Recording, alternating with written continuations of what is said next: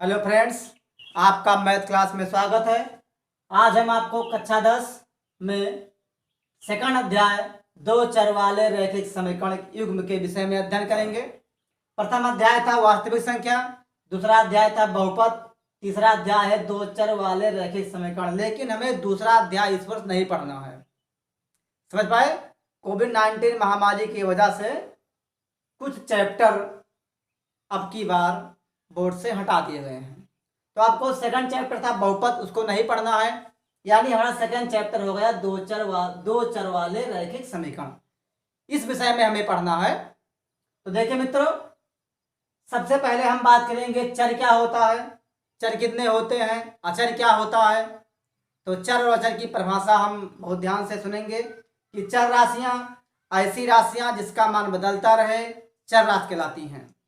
तो चर राशि की बात करेंगे तो क्या कहेंगे, ऐसी राशि जिसका मान बदलता रहे। क्या हो, जिसका मान बदलता रहे। ऐसी राशि जिसका मान बदलता रहे चर राशि कहलाती है। और जिसका मान, ऐसी राशि जिसका मान ना बदले वह क्या होती हैं, अचर राशि होती हैं। यानी ऐसी राशियां जिसका मान बदलता रहे चर राशि कहलाती हैं और जिसका मान ना बदले वह अचर राशि कहलाती हैं। अब देखिए, ये तो चर और अचर की बात हो गया। क्लास 9th में पढ़े थे आप लोग एक चर रैखिक समीकरण। क्या पढ़े थे, एक चैप्टर था एक चर रैखिक समीकरण। इस चैप्टर के विषय में आप अध्ययन किए थे। यह था एक चर रैखिक समीकरण। एक चर रैखिक समीकरण क्या होता है, ऐसा समीकरण जिसमें केवल और केवल एक चर हो। ऐसा समीकरण जिसमें केवल और केवल एक चर हो वह होता है एक चर रैखिक समीकरण। रैखिक की बात करेंगे, देखिए x प्लस वाई, देखिए x प्लस 2 बराबर 0 लिखा है ना। क्या लिखा है, x प्लस 2 बराबर 0। इसमें कितने चर हैं, देखिए कितने चर हैं, एक चर। कितने चर हैं, एक। तो एक चर हो गए तो इसका नाम हो गया एक चर। हम रैखिक की बात करेंगे तो रैखिक का मतलब होता है उस पे केवल एक घात हो। यदि किसी समीकरण में चर पर केवल एक घात होता है वह रैखिक होता है। क्या होता है, रैखिक होता है। तो देखिए x पे कितना घात है, एक घात है, तो ये हो जाएगा रैखिक समीकरण। अब एक चर है तो इसका नाम हो जाएगा एक चर रैखिक समीकरण। बात समझे आप। तो ऐसा समीकरण जिसमें एक चर हो तथा जिसकी घात भी एक हो तो वह होता है एक चर रैखिक समीकरण। बहुत ध्यान से सुनिएगा और हम आपसे अपेक्षा करेंगे कि अधिक से अधिक चैनल को सब्सक्राइब करें, शेयर करें और वीडियो को लास्ट तक जरूर देखें। बहुत आसान तरीके से समझाया गया है, बहुत जल्द समझ में आ जाएगा। तो देखिए, हम क्लास 9th में ये पढ़े कि एक चर रैखिक समीकरण हमारा एक चैप्टर था। तो उसमें हमने ग्राफ के विषय में अध्ययन किए। हम लोग यक्ष का मान निकाले, भुज कोट, इन सब विषय में अध्ययन किए थे। तो अब हमारा जो अगला चैप्टर है वह है दो चर रैखिक समीकरण। तो सबसे पहले हम एक चर जान ले क्या होता है। फिलहाल अभी बता दिए हैं कि ऐसा समीकरण जिसमें एक चर होता है तो एक चर, और जब उसकी घात एक हो जाए तो वह होता है एक चर रैखिक समीकरण।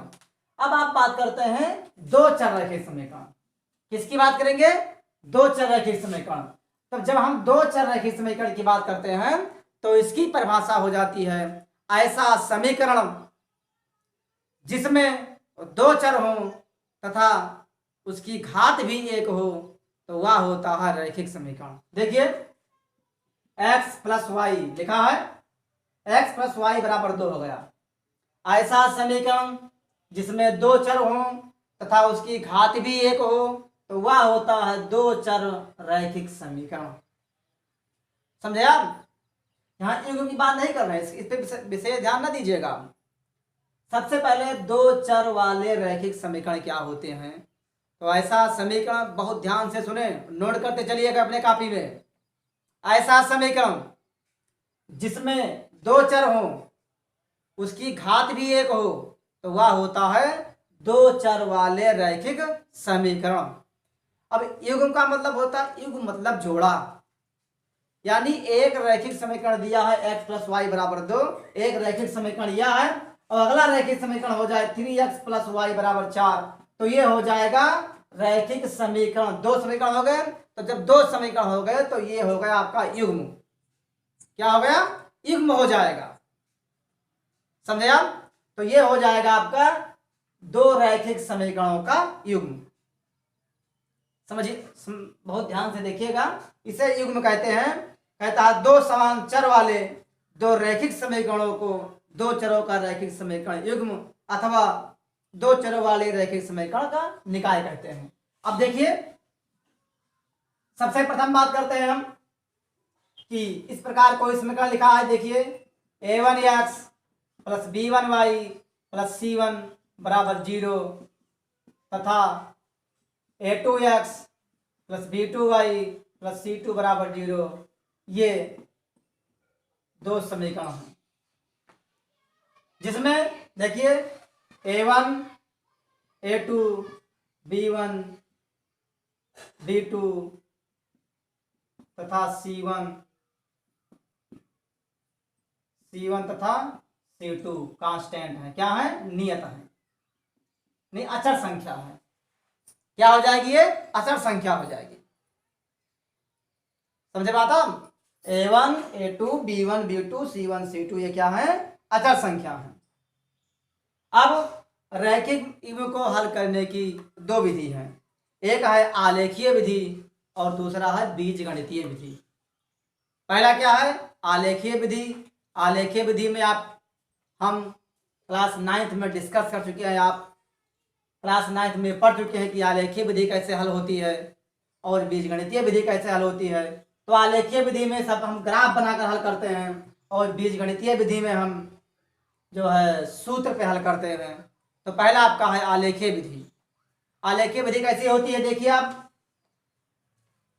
बड़ा आसान सा चैप्टर है। तो दो चर वाले रैखिक समीकरण युग्म को हल करने की दो विधियां हैं, नंबर एक आलेखीय विधि और नंबर दो बीजगणितीय विधि। अब देखिए आलेखीय विधि। आलेखीय विधि क्या होता है? आलेखीय विधि में आप सबसे पहले कोई समीकरण दिया रहेगा, जैसे देखिए एक चर है, एक चर हो। जब एक चर हो तो कैसे हल करते? देखिए, अगर लिखा है x प्लस 2 बराबर 0, लिखा है x प्लस 2 बराबर 0, तो बनाते थे इसे x बराबर 2, x बराबर 2। इस प्रकार का हम एक ग्राफ बनाएंगे कि x बराबर 2 हो जाए, तो केवल एक रेखा बनेगी। या ऐसे हो जाए, इधर देखिए x प्लस वाई बराबर 0, अगर एक समीकरण दिया हो, कितने समीकरण दिए हो? केवल एक समीकरण दिया हो। देखिए या हम दो कर दें, यहाँ कोई दिक्कत नहीं, कोई भी अंक आप मान सकते हैं स्वेच्छा से। तो देखिए y बराबर हो जाएगा 2 माइनस एक्स, हो जाएगा ना। अब देखिए यहाँ आप हम यहाँ बना दें छोटा सा x और y। अब आप देखेंगे यहाँ x जो है एक स्वतंत्र राशि है और y प्रतंत्र राशि है, यानी dependent and independent variable. x का मान आप स्वतः रखोगे, उसी के अनुसार y का मान प्राप्त होता चला जाएगा। तो देखिए हमने कहा x बराबर कर दीजिए 0, क्या कर दें? x बराबर 0 कर दें। जब हम x बराबर 0 कर दिए तो क्या आया? y बराबर 2 आ जाएगा। जब हम x बराबर 1 कर देंगे तो 2 में से 1 गई 1, तो मालूम हो जाएगा 1। x बराबर 2 कर दें तो y बराबर 0 आ जाएगा। अब इसका हमें ग्राफ बनाना है, तो देखिए आप ऐसे बनाते थे y x, देख लीजिए 1 2 3 4 1 2 3 1 2 3 1 2 3, जैसे बनाए। ये y x है, x नेगेटिव है, ये y नेगेटिव, ये मूल बिंदु है, यहाँ x बराबर 0 होता है और y बराबर 0 होता है। फिर देख लीजिए x अक्ष पे y 0 होता है और y अक्ष पे x 0 होता है। पहला बिंदु कहाँ है, x बराबर 0 y बराबर 2, यानी x बराबर 0 y कितना है 2 तक गया है। समझ पाए। अगला है x बराबर 1 y बराबर 1, यानी x बराबर 1 y बराबर 1 कहीं यहां पर होगा। अगला आपका है x बराबर 2 y बराबर 0, यानी x बराबर 2 y बराबर 0, सीधा खींच दीजिए तो बन गया एक सरल रेखा का समीकरण बन गया। जिसका बिंदु है 2 0 1 1 और 2 0। समझ पाए। ये आपका एक समीकरण, मतलब ये आपका इस समीकरण से आपका ग्राफ बन गया। ये तो ग्राफ विधि से हल कर दिए। तो ये कौन सा हो गया, ये ग्राफ विधि से यानी आलेखीय विधि से एक समीकरण को हल किए हैं, ना कि समीकरण युग्म को हल किए हैं। अब समीकरण युग्म को हल करें, देखिए कैसे आता है। इसको आप क्लास 9th में पढ़ चुके हैं। अब देखिए आप 10, बहुत ध्यान से आप लोग देखेंगे। कहता है अगर समीकरण दिया हो, क्या समीकरण दिया है, अगर दिया है x प्लस वाई बराबर 2, कोई भी समीकरण दिया हो, किसी भी प्रकार का समीकरण दिया हो तो आप ऐसे समीकरण को हल कर सकते हैं। ये एक समीकरण हो गया। अगर कहीं लिखा हो 2x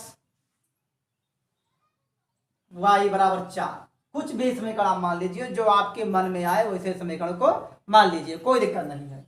यह समीकरण नंबर 2 हो गया। हमें किस विधि से हल करना है, आलेखीय विधि से हल करना है। कैसे हल करना है, आलेखीय विधि से हल करना है। तो जब इसको हम आलेखीय विधि से हल करेंगे तो देखिए समीकरण नंबर 1 से, समीकरण 1 से क्या है, x प्लस वाई बराबर 2 लिखा है। y को आप रोक लीजिए तो क्या हो जाएगा, y बराबर 2 माइनस एक्स। अब मान निकाल लीजिए, देखिए x और y। और जब मान निकालेंगे तो क्या कहेंगे, हम रखें यहाँ x बराबर 0 तो क्या आ जाएगा, y बराबर 2, x बराबर 1 रखें तो क्या आ जाएगा, y बराबर 1, x बराबर 2 रखें तो आ जाएगा y बराबर 0, एक मान और रखते हैं, x बराबर रखते हैं -1 तो y बराबर 3 आ जाएगा। अब हम सेकंड समीकरण को हल करते हैं। सेकंड समीकरण हमारा है 2x प्लस वाई बराबर 4। देखिए तो क्या हो जाएगा, y बराबर 4 माइनस 2x। अब इसका ग्राफ बना ले हम।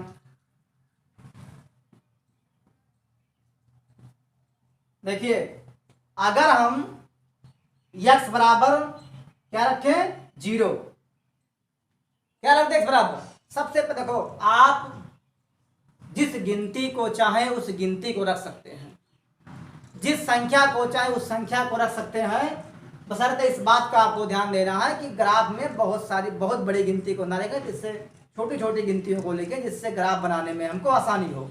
बहुत बड़ी गिनती ना लिखें। तो देखिए हम क्या रखे यहाँ, x बराबर रखिए 0 तो y कितना आ गया, 4 में से 0 गई 4। अब हम रखेंगे x बराबर 1 रख दिए, तो जब x बराबर 1 रखें तो 2 1 कम 2, 4 में 2 गई 2। x बराबर रखे 2 तो 2 दूना 4, 4 में 4 गई 0। अब देखिए मिल गया ना, ऐसा हमें बिंदु मिल गया जो दोनों समीकरणों को काट रहा है। समझे आप।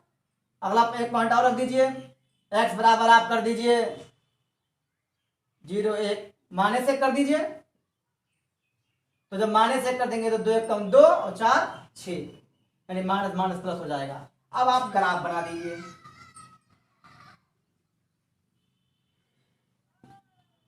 क्या बना दें आप, ग्राफ बना दें।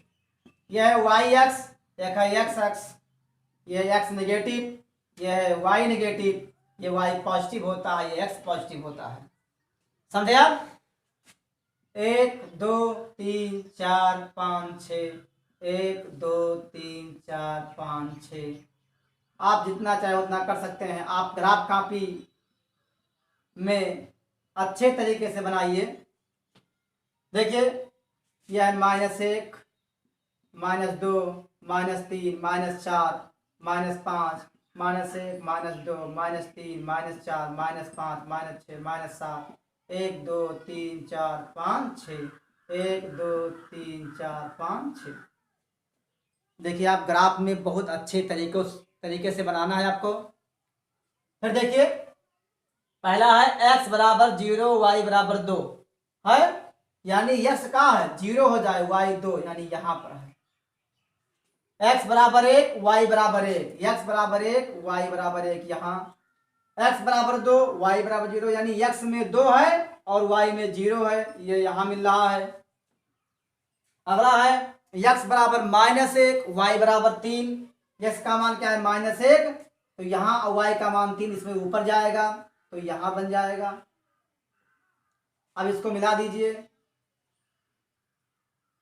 आप जब अपने ग्राफ का मिलाओगे तो एक सीधी रेखा बनेगी।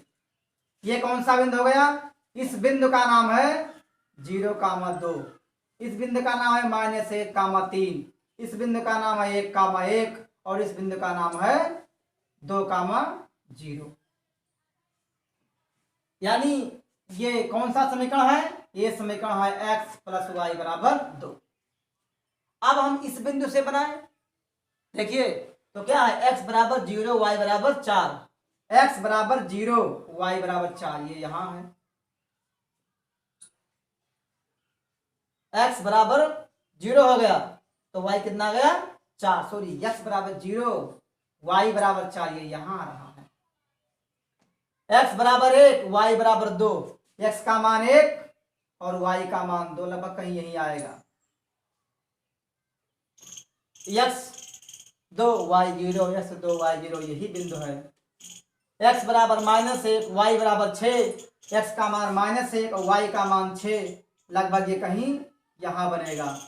और इसको वैसे मिला दीजिए, देख लीजिए ऐसे, यानी इस बिंदु का नाम है -1,6, इस बिंदु का नाम है 0,4, इस बिंदु का नाम है 1,2 और ये बिंदु है, इस रेखा का क्या नाम है, इस रेखा का नाम है 2x + y बराबर 4। तो ये हो गया आपका ग्राफीय विधि से हल करना, यानी दो चर वाले रैखिक समीकरण युग्म को जब हम आलेखीय विधि से हल करते हैं तो ये सलूशन होता है, समझ पाए। और ये अक्सर बोर्ड एग्जाम में 4 नंबर 6 नंबर या 8 नंबर के सवाल आते रहते हैं। अब आप अपने बुक से, किसी भी बुक से आप ऐसे सवाल लगाइए, कहीं भी किसी को कोई समस्या आती है तो कमेंट के माध्यम से अपनी समस्या भेजें। अधिक से अधिक वीडियो को सब्सक्राइब करें, शेयर करें और वीडियो को लास्ट तक जरूर देखें। धन्यवाद।